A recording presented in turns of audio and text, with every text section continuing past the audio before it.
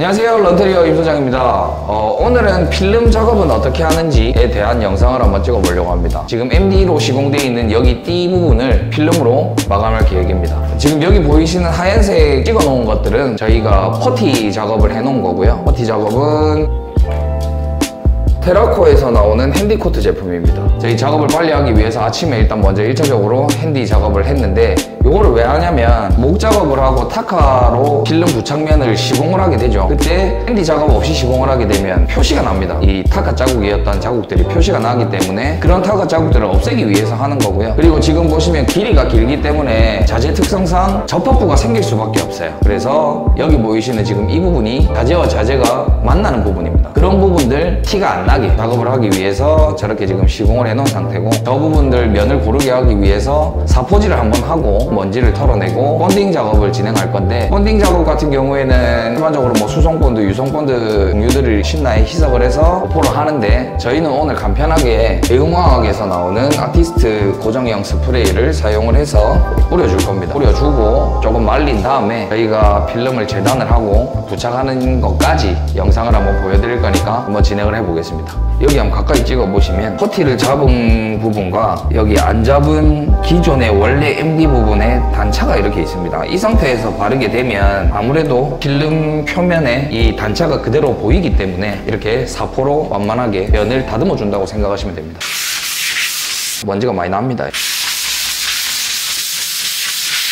이 정도 가신다고 봤을 때 보시게 되면 아까 있었던 이런 타카 자국들이 메워지게 되는 거고, 핸디 자국과 MD의 표면의 차이가 없이 면이 깔끔하게 완성이 된다고 생각하시면 됩니다. 사포는 지금 150방짜리 쓰고 있습니다. 낮으면 낮을수록 이 표면이 되게 거칠다고 보시면 되고요, 높을수록 부드러운 사포라고 생각하시면 되는데, 그냥 기본적으로 150방짜리 정도 쓰시면 무리 없이 이런 핸디 정도는 갈아내실 수 있을 겁니다.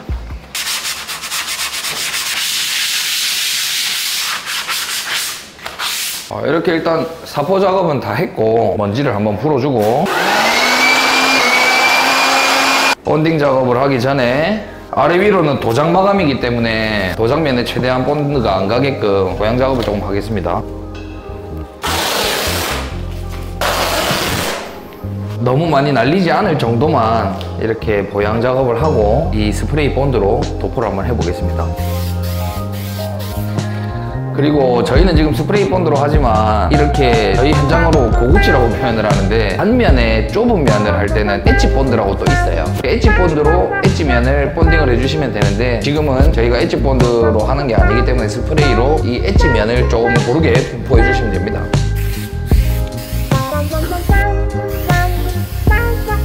이렇게 본딩 작업을 마무리를 했습니다. 그러면 본딩이 마르는 동안 저희는 이제 필름 재단을 하면 됩니다. 일단 필름 작업할 때 제일 중요한 게 재단입니다. 재단을 얼마나 잘 하느냐에 따라서 필름을 얼마나 편하게 잘 붙일 수 있느냐가 판가름이 되기 때문에 일단 재단을 한번 해보겠습니다.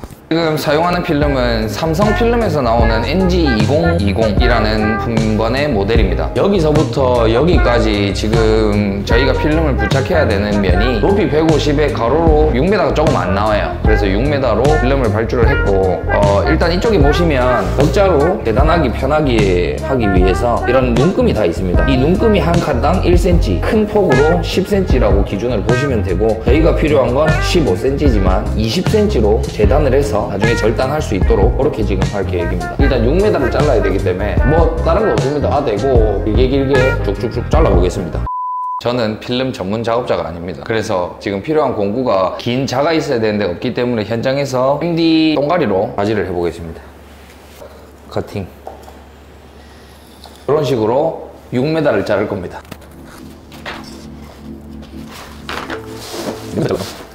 이렇게 지금 6m를 다 잘랐습니다. 자르고 보니까 제법 길어서 지금 이걸 어떻게 잘 붙일 수 있을까 걱정이 되긴 하는데, 일단 한번 붙여보겠습니다. 일단 보양지는 다 벗겨주겠습니다. 이제 붙여야 되기 때문에 보양지를 걷어내고,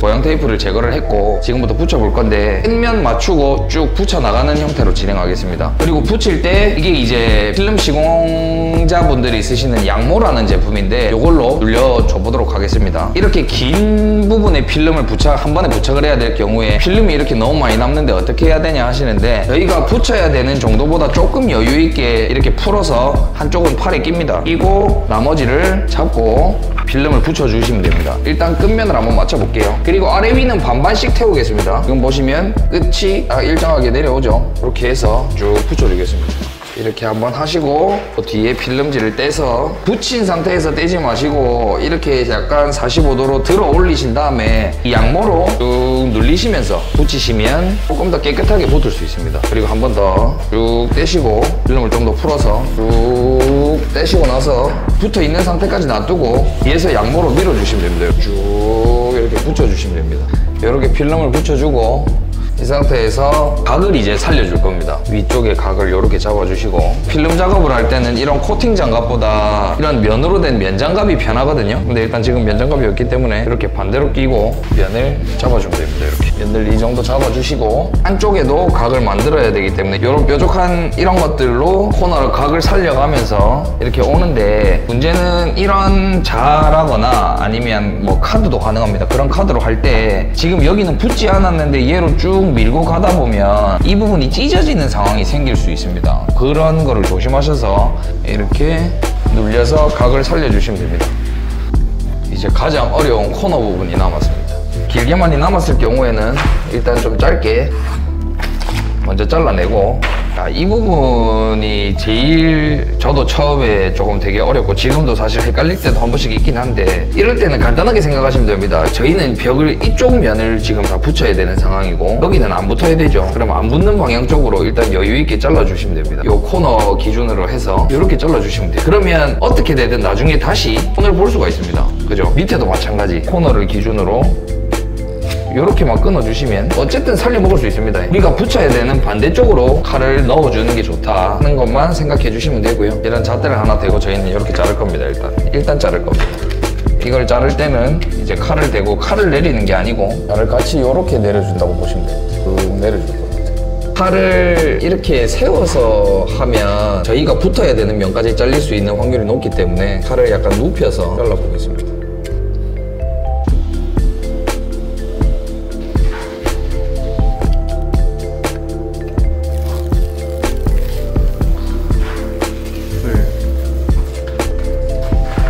커팅 작업을 다 했는데 하고 나니까 깔끔하게 잘 된 것 같습니다. 자, 이제 여기서 끝이 아니라 이 토치를 이용해서 이제 마지막으로 열 처리를 해줄 겁니다. 열 처리를 하게 되면 조금 더 견고하게 붙고 약간 떠 있는 부분들도 약간 열을 가해서 미세하게 녹여서 붙인다 하는 정도로 생각해 주시면 될 것 같습니다. 대신 이 열을 너무 한 곳에 집중적으로 오래 가하게 되거나 열을 너무 가까이서 됐을 경우에는 쪼그라져서 말릴 수가 있기 때문에 그 부분만 조금 주의하셔서 그게 없으시면 라이터, 그냥 일반 라이터 웬만하면 쓰시는 걸 추천드립니다. 그래서 열 처리하는 것도 한번 보여드리겠습니다. 열을 이렇게 살짝 주고 나서 한 번 더 꾹꾹 눌러줍니다. 이 코너 부분이나 아까 말씀드렸던 엣지 부분에는 열 처리를 한 번씩 해주는 게 좋습니다. 그래야 덜 떨어지고 잘 붙어 있습니다. 그래서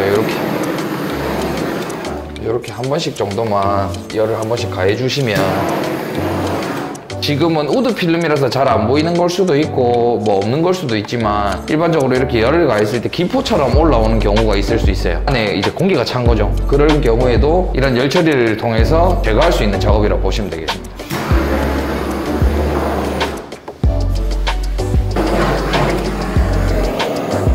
면에도 이렇게 한 번씩 해주시면 좋아요. 이게 열 처리를 너무 오래 하시면 필름 표면에 약간 광처럼 보일 수 있습니다. 그러니까 너무 오래 하여튼 열을 대시면 안 됩니다. 다 된 것 같은데? 이렇게 필름 작업을 마무리를 했습니다. 마무리를 했고 요즘 셀프 인테리어 하시는 분들이 현관 방화문이라든지 싱크대 상하부장이라든지 용감하신 분들은 이런 걸 셀프로 하시는 분들이 계실 겁니다. 저도 사실 좀 용감한 편이라 저희 집에 싱크대 상하부장이랑 신발장, 방화문까지 제가 시공을 했는데 쉽지는 않습니다. 뭐 재단하는 것부터 그걸 다 문짝을 다 탈거해가지고 작업하는 것까지 쉽지는 않지만 이런 방법으로 한번 시공해 보시는 것도 좋을 것 같습니다. 지금 뭐 이거 작업한 거랑 싱크대 문짝, 방화문 작업한 거랑 조금 차이는 있을 수 있어요. 작업하는 방법이 조금 다르기 때문에 차이는 있을 수 있는데, 다음에 저희가 또 싱크대 문짝 하나, 방화문 이렇게 작업하는 것도 한번 보여드릴 테니까 그때 영상 참고하셔서 한번 작업해 보시는 것도 추천드리겠습니다. 별도로 이런 거를 필요에 의해서 필름 작업을 하셔야 되는데 직접 한번 해보고 싶다 하시는 분들도 분명 계실 것 같아서 이렇게 컨텐츠로 한번 만들어 본 거고, 그리고 조금 이상하게 생각하시는 분들이 있을 수 있습니다. 돈 받고 일하는 사람들이 왜 전문가 안 쓰고 자기가 직접 하냐 할 수 있는데, 저도 아까 말씀드렸다시피 저희 집 싱크대 상하부장 그리고 신발장 방화문까지도 다 붙여본 사람이기도 하고, 그리고 어깨너머로 한 10년 배웠기 때문에 이 정도는 충분히 할 수 있다고 생각을 해서 진행을 했고요. 그리고 일단 이거 작업하는데 돈을 받고 한 건 아닙니다. 이 현장에 필요할 것 같아서 저희가 서비스 차원으로 진행을 해드린 부분이니까 그렇게 이해를 좀 해주셨으면 좋겠습니다. 오늘 컨텐츠는 여기까지 하고 다음 컨텐츠로 또 찾아뵙겠습니다. 감사합니다.